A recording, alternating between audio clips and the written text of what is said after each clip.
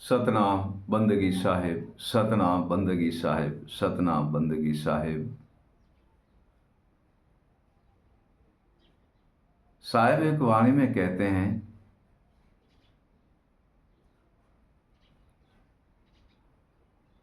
लागी स लागी लगन गुरुदेव चरण में, लागी लगन गुरुदेव चरण में, भया मन ब्रह्म ज्ञान लगन में, भया ब्रह्म ज्ञान लगन में, साधो बे अब खेल रया गगन में। हे प्रिय सजनों, गुरु के चरण जाने से लगन लगती है, वैराग जगता है और शब्द और सैन की प्राप्ति होती है, गुरु ज्ञान और विवेक की प्राप्ति होती है। और उनके ज्ञान और विवेक के द्वारे फिर हम सुन शिखर और गिगन महल की सैर करते हैं। जैसे कोई हम शहर में जाते हैं, बाजार में घूमते हैं, भांत भांत की दुकानें बनी हुई है और उसके अंदर भांत भांत की वस्तु रखी हुई है और भांत भांत की उसमें हर वस्तु रखी हुई है और वह भांत भांत की वस्तु हम देखते हैं और उसी वस्तु कोई हमें अपने मन को पसंद आ जाती है तो वह वस्तु हम खरीद लेते हैं। इसी देह में भी एक बाजार है, इसी देह भी एक नगर है, ये देह भी एक बड़ा एक नगर शहर है और ये देह एक बड़ी राजधानी है।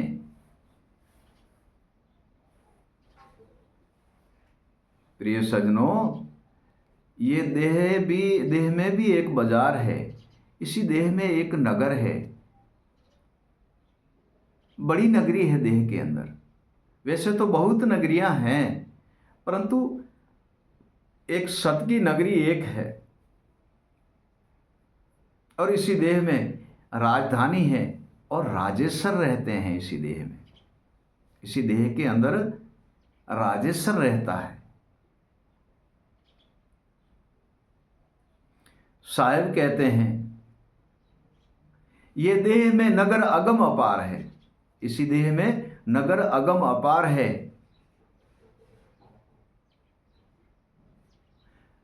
उस नगर में जा, इसी देह में नगर अगम अपार है, उस नगर में जा, जा प्रीतम का दर्शन करो, कहे कबीर समझा। इसी देह में एक नगर है, ऐसे बहुत नगर बने हुए हैं देह में, परंतु इसी देह में ऐसा नगर है, उसी नगर में जाने से आपको हर वस्तु की प्राप्ति हो जाएंगी और आप प्रीतम से मिलोगे, अपने निर्बंधन निरेकार से मिलोगे, परमात्मा का दर्शन करोगे, प्रीतम से मिलोगे।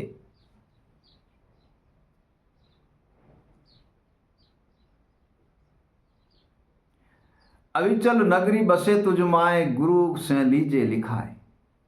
अविचल नगरी बसे तेरे माए, अविचल नगरी बसे तुझ माए, गुरु से लीजे लिखाए। अविगत पुरुष वहां बसे और कहे कबीर समझाए। हे प्रिय सजनों, मन यहां राजधानी करता है और मन की बड़ी राजधानी है। मन राजधानी करता है, मन की बड़ी ही राजधानी है। और जब मन गुरु चरण में गया नहीं है या गुरु शिक्षा ज्ञान की प्राप्ति नहीं है, तब तो मन के प्रजा बहुत होती है। मन राजा है, राजा की प्रजा बहुत होती है। काम है, क्रोध है, मद है, लोभ है, मोह है, अहंकार है, अभिमान है, हर्ष है, शौक है, दुविधा है, भ्रमना है, कल्पना है, चंचलता है, आलस है, निंद्रा है, खुदा, कई उसकी राजधानी में प्रजा रहती है। और जिसी राजधानी में ऐसी प्रजा रहती हो तो मन बुद्धि जीव और आत्मा तो डिगेगा और डुलेगा। तो बुद्धि कैसे स्थिर रह सकती है, सुरता कैसे स्थिर रह सकती है, आत्मा कैसे जागेगी और जीव कैसे दृढ़ होगा? ये तो भटकते ही रहते हैं। क्यों? हे प्रिय सज्जनों, वह नगरी लोभ और मोह से बनी हुई है। मन राजा है, लोभ और मोह उनके प्रधान हैं। जो भी काम करते हैं वो उनके द्वारे मन काम करते हैं। मन गुरु के चरण ही नहीं गया, गुरु विवेक की नहीं सुना, गुरु के ज्ञान में लीन ही नहीं हुआ, प्रिय सज्जनों, तब तो मन उसके ही पीछे जाता है ना। तो अविगत की प्राप्ति कैसे करेगा? मन नहीं कर सकता है। और जब गुरु के चरण में हम जाते हैं तब वह मन ज्ञान के द्वारे अपना गढ़ बना लेता है और उसके चौतरफ में ज्ञान का किला गढ़ बना रहता है। प्रिय सज्जनों, गढ़ बना रहता है, ज्ञान का गढ़ बना रहता है और मन दृढ़ रहता है और हिलता डुलता नहीं है। और जब तक मन गुरु के चरण में नहीं जाता है, सदगुरु देव के पास नहीं जाता है, उनके ज्ञान और विवेक की प्राप्ति नहीं करता है, ये प्रिय सज्जनों, ता तक मन लोभ और मोह और अहंकार के वश में रहता है। क्यों? उनके प्रधान भी वो है, प्रजा भी वही है और उनकी फौज भी वही है। उन पर मन राज करता है, क्योंकि मन तो विषयों का राजा है और सदा के लिए कर्म के बंधन में बंधा हुआ रहता है। मन विषयों का राजा है, कर्म के बंधन में बंधा हुआ रहता है और भला उसकी नगरी में इतने सारे बैठे हुए हैं तो मन स्थिर कैसे रह सकता है, दृढ़ कैसे हो सकता है? वह मन दृढ़ नहीं हो सकता।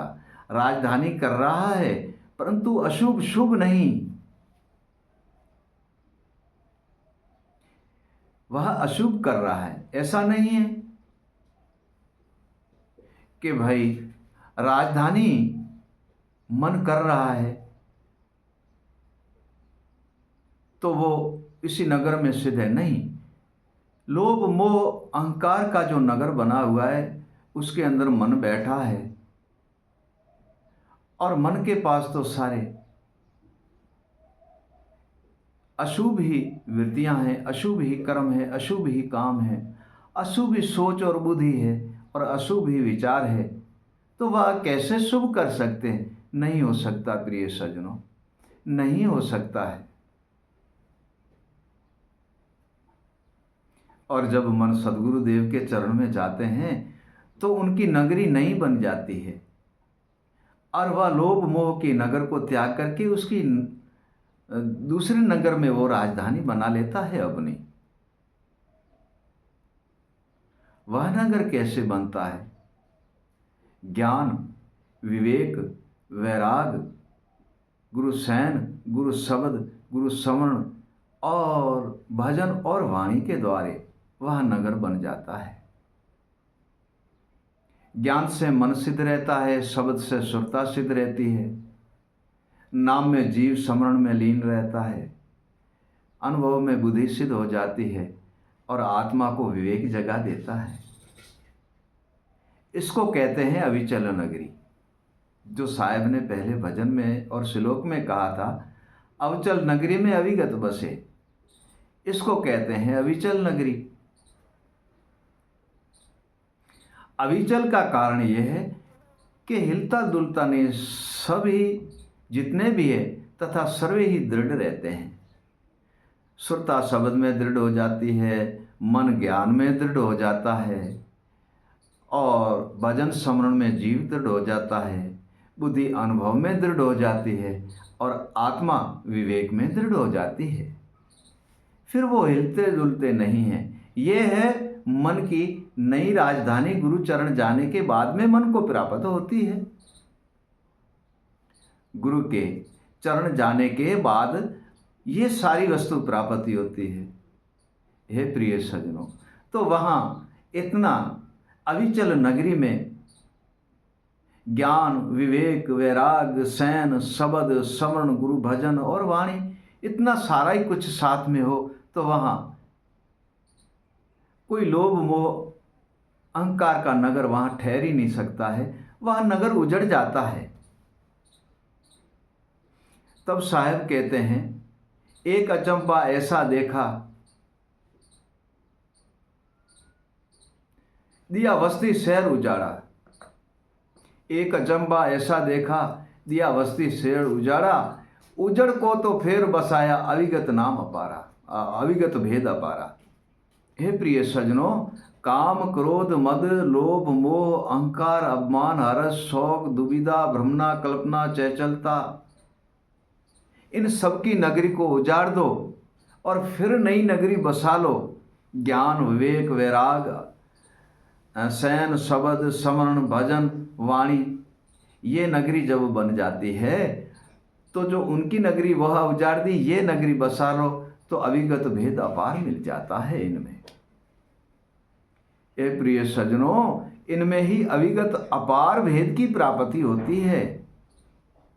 और इस भेद की प्राप्ति जब हम करते हैं और मन दृढ़ हो जाता है, आत्मा दृढ़ हो जाती है, सुरता दृढ़ हो जाती है, जीव और बुद्धि भी दृढ़ हो जाती है, ऐसी नगरी जब होती है तब वह नगर कब ठहर सकता है? वह नहीं ठहर सकता। तब साहेब कहते हैं, अविचल नगरी बसाए दी। साहब कहते हैं, अविचल नगरी बसाए दी और खेलो अविगत अपारा। अविगत नगरी बसा दी, खेलो अविगत अपारा। अविगत पुरुष का स्मरण कर ले, कहे कबीर निर्धारा। हे प्रिय सज्जनों, वहाँ अविगत पुरुष का स्मरण होता है और अविगत पुरुष की बंदगी और स्मरण और भजन किया जाता है, और उसी के अंदर ही ज्ञान और विवेक की प्राप्ति होती है।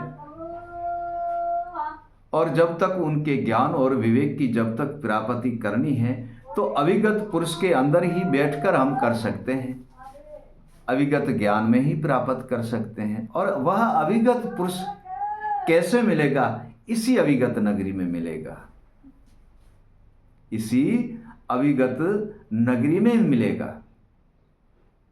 हे प्रिय सज्जनों, जहाँ ज्ञान, विवेक, वैराग, अनुभव, सैन, शबद, समरण, भजन, वाणी, ये सारी सब मिलती है, यह सारी सब मिलती है, तब उसे अविगत ज्ञान कहा जाता है।